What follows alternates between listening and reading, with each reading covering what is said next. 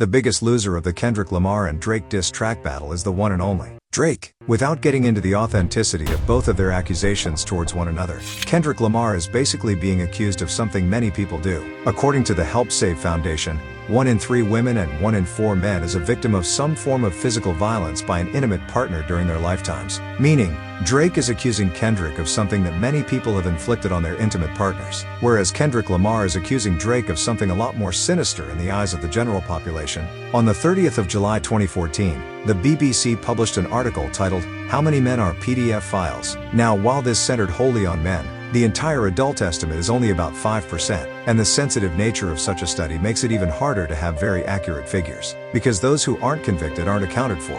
Sign? Wife beater and a PDF file are different, because one can publicly say out loud that they need help because they hurt their spouse, whereas the other is getting instant jail for even a mild confession of their actions. A premarital counselor will easily tell a couple not to fight, but absolutely no one on earth will tell you not to chase after young women, because under normal conditions we all know not to do that, except Drake's father, who of course blames the young girls. Something that I want to say to these young ladies that allow themselves to go and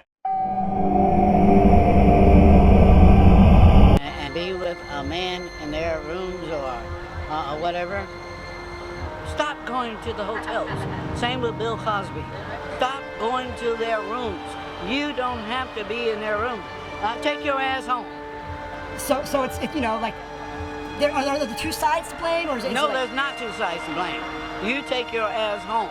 Don't go into a man's room. Don't go where a man is, where you might think a man is going to have anything to do with you or anything else.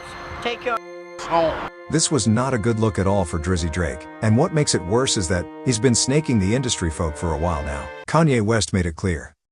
So then Drake says to me, Corey asked me, was he with the baby mama's mama? This is true, I have no reason to lie. And I don't like Corey, so I have no reason to lie for him. Wait, so according to Kanye, Drake slept with Kris Jenner, his baby mama's mother?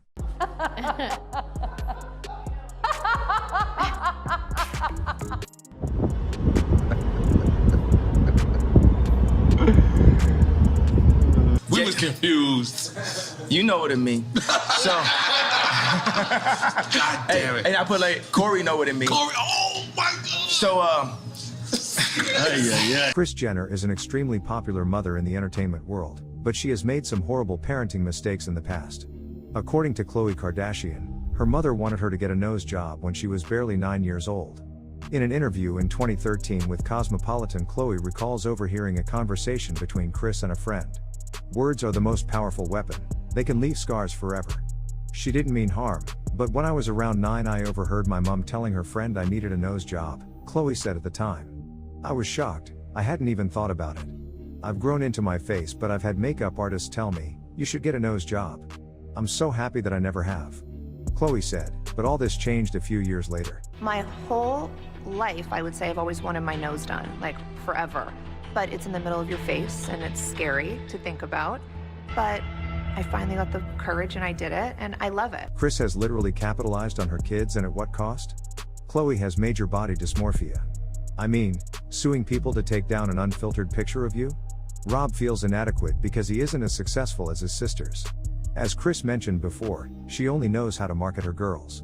So it sucks that Rob can't show off his TNA, otherwise he would have been right up there with them. According to a French blogger called Akababe, Rob Kardashian allegedly had an overdose on December 27, 2022 and has since been discharged, but all this news is being kept away from American media, allegedly by Kris to maintain the family's image. It goes on deeper, explaining how when he woke up, he allegedly cried and screamed, "Black China ruined my life. I can't enjoy time with my kid without snakes and crows monitoring my attitude and behavior. I miss my kid. I want to die. The fame is not for me. I'll go to rehab without even kissing or hugging my child. She's my kid." Kylie was groomed by the Kardashians from a young age, even in pole dancing. This just shows you how the momager has been training her children to be sex symbols without them even enjoying the innocence of being a child. Kylie, I just don't think that's appropriate. Kylie was allowed to be groomed by Tyga right in front of her family. I am so excited to see Tyga. I love having T around. I feel like he just keeps me sane. They let her buy a house at 17, knowing that when she moved in, Tyga would have been over there. Yes, Kylie was an adult, but there were ways they could have intervened. Then Kylie meets Travis Scott a month or so later. She's pregnant? A 20-year-old with a guy who is 26? Her childhood was taken from her so her mother could make an extra 10%. Remember when Kim wanted to change her surname to Humphries and Kris objected? Because Kardashian incorporated as a brand. But West was cool though? Because it helped her climb the ladder. She had marketed her own daughter as a sex object. Imagine what she will do to her grandkids? The devil works hard, but Kris Jenner works harder. The momager hasn't been left out of Kanye West's rants. Kanye West said he won't let his and Kim Kardashian's 4 and 9-year-old daughters be pushed into Playboy and sex tapes by Kris Jenner because pornography destroyed his family. If a woman can do all this just to make her family rich and famous, would you really doubt the speculations of her sleeping with Drake? Maybe she did that just to spite Kanye. There are even more rumors that Drake slept with Kim Kardashian. That's why Kanye can never really let go of the beef he has with the Canadian rapper. I think Kris Jenner equates giving kids material things to being a good mom.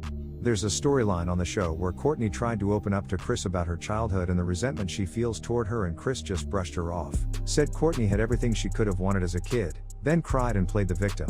That told me a lot about her as a mother. Anytime anyone tries to tell Kris anything that alludes to her being wrong, she goes full victim mode, saying, "Oh, so I guess I'm just a terrible mother who's not allowed to make mistakes."